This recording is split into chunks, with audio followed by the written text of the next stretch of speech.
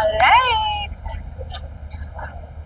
So, the journey to matchmaking and relationship coaching work started way before I technically labeled it and termed it and started making revenue out of it.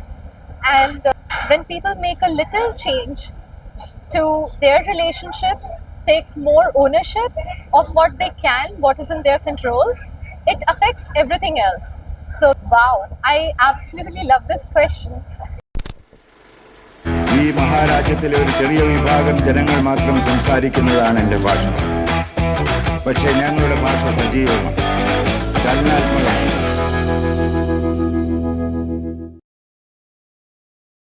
Could you brief us your journey so far? How your career took shape and how you finally delved into this matchmaking business? Great question. I've always been intrigued about what is it that's keeping people together, that's bringing people together, that's keeping them together, and why is it such a big problem statement? So about 5 years ago, when I saw a lot of people in my first or second degree connections experiencing a bit of dating fatigue, a bit of disconnect, and a bit of I'm so done with going out on first dates over and over again and I don't know where is it leading to. That was the moment when I decided, okay, what is it that people keep coming back to me for? What are the recurring set of conversations that I have with people? And one of the recurring themes was people talking to me about their relationships, about their friendships, about what brings them joy and what's troubling them on a day-to-day basis. And they could confide in me. Not just friends, but also people I met in an Uber pool for a shared ride for an hour. And also people I met on a train journey where we didn't even exchange names, but we knew everything about each other's lives. So the journey to matchmaking and relationship coaching work started way before I technically labeled it and termed it and started making revenue out of it. And what really excites me about what I do is the fact that when people make a little change to their relationships, take more ownership of what they can, what is in their control, it affects everything else. So their career, their finances, their health, everything else also improves by the virtue of working on their relationships, taking more charge of their life, and just doing better. How did you put yourself out in the market and make people know that, hey, I'm out here to help you with your relationship? How was the process like? Interesting. So it wasn't easy to begin with because I myself was fighting this imposter syndrome for a really long time. It's like, am I good enough to help other people? Why would somebody pay me for this? Isn't it something that people would anyway be able to do it on their own, figure it out, on the way, get done? So it took time to put myself out there, but once I did, it was easy. Social media exists. So thankfully there's Twitter, Instagram, LinkedIn, Medium, blogs, everything. And then thankfully there are people who, by the virtue of the community that I had built, were already available for me. So they would share their screenshots of chats. They would come back to me with, okay, you know what, I went on a date, this happened, what do you think next? They would get together on online calls with me and just open it up. So once a few people believed in what I was doing, it got easier for them to then champion the work that I'm doing and enlist more people. And thankfully at this point in time, up until now, I haven't run advertisements at all. And even at this point in time, there are people who come back through social media, through referrals, through the earned media coverage I've had all these years, and zero ads. What would you say was the most memorable, or what was the matchmaking that you did that fulfilled you the most? I think the first ones are always special. So the first one, which continues to bring a smile to my face every time I recall it, was the one wherein I had created a WhatsApp group between two people so that they could get onto a first date, talk to each other. And a few months later, I had a save the date invite pop up in that very WhatsApp group because the three of us, none of us had exited. So between the three of us, when that message popped up, I was like, okay, this is it. Like, this is the logical, happy ending to this WhatsApp group. You really advocate for women having their priorities set first and choosing their partner accordingly. And you're also a huge advocate of women making the first move. So my question actually is, and especially with the advancement of medical facilities where women can freeze their eggs, there is no time pressure bound on them. But is the wait worth the vibe? From your experience, from what you've seen out there in the market, if you're waiting it out also, are women finally able to find better matches than they'd have if they were in their 20s? Wow, I absolutely love this question. And two things here. One, I wouldn't say that you settle for something if you are not comfortable and not okay with it. So you don't have to settle. But at the same time, too, is the fact that when we are intentionally looking out for something, we make the preparation, we do the groundwork to be in that mindset. So being in that positive mindset, being open to that change, to welcome somebody new in our lives, and then accommodating on your calendar what that time looks like, in your life, what does that space look like, in your social life, what do those shared interests look like. It's important to do that. It's easier to align with somebody in our younger days vis-a-vis later, which is not to say that you are on a timeline, you have to do it faster, you have to settle for something which is not for you. No, but I'm just saying that in your early years, say in your early 20s, in your early 20s, early 30s, it's easier to align with somebody who doesn't want to turn off the tube light at the same time as you do. It's easier to adjust to each other's food eating habits. It's easier to travel to beaches even if you're a mountain person. But then as we are growing older and our identities solidify, we tend to become more closed, more rigid or particular about what we want, the brands that we wear, the people that we hang out with, what we are open to, what we are not. So the amount of friction could possibly increase. We may disagree on more topics because our exposure has also grown, and it's just easier in younger years.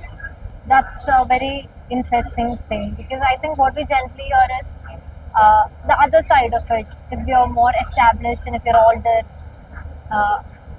you'll be able to find better partners. So I agree that it's important to work on ourselves, on our careers, on our lives, everything done and said. However, if there is absolutely no scope on your calendar, you've become so crazy busy, and you are at a top leadership position, and you are constantly flying in and out, and then there's no space to even go out on a date, but you want a person already on a yesterday basis, how's that going to work out?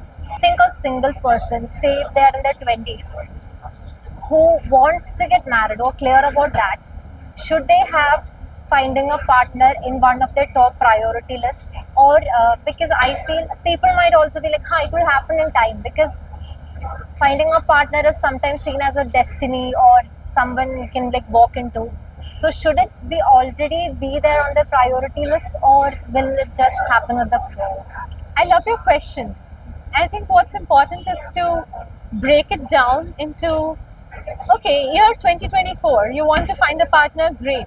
So by the end of the year, if you find a partner, you are successful. If you did not, you are a failure. And I think we need to address that statement. Because what's important is, in order to get to the journey of finding your person, who did you show up as?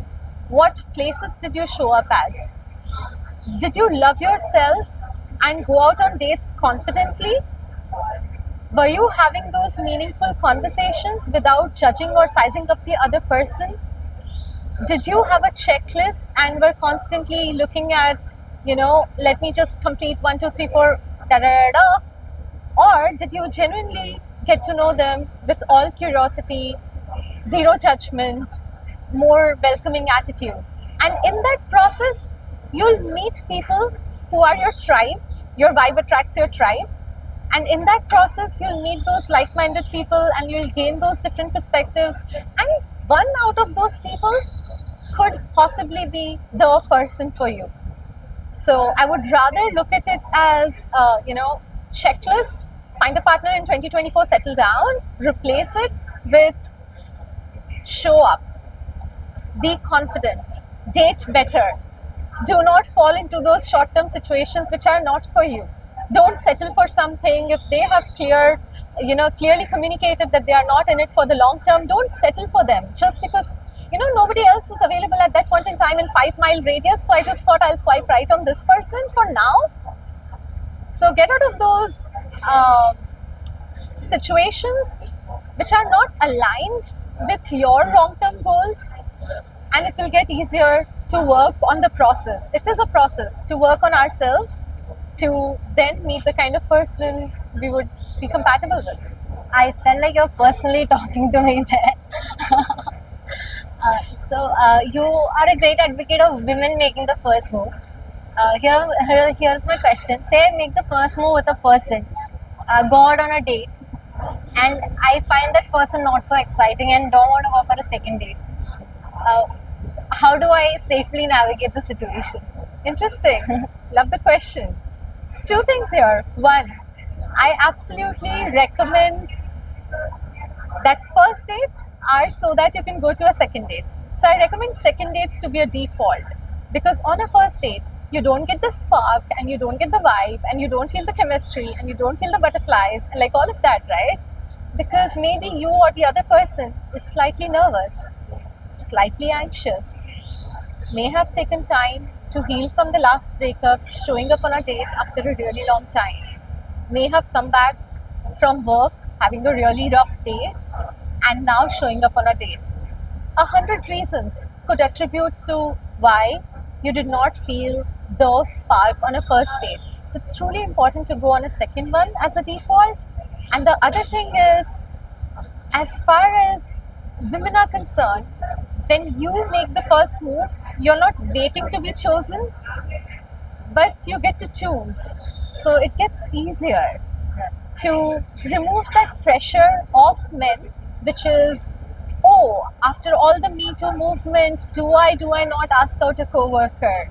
Do I not ask out somebody from my friend circle because we have mutual friends? And what if something doesn't go well? So when you make the first move, you're basically taking off a lot of that pressure. And it's completely okay if you don't feel the spark in the first go.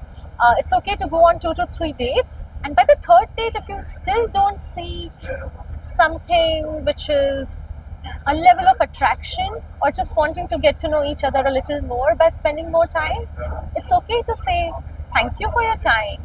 I understand I don't see a romantic connection, but it was great getting to know you. It is the best relationship advice that you have received.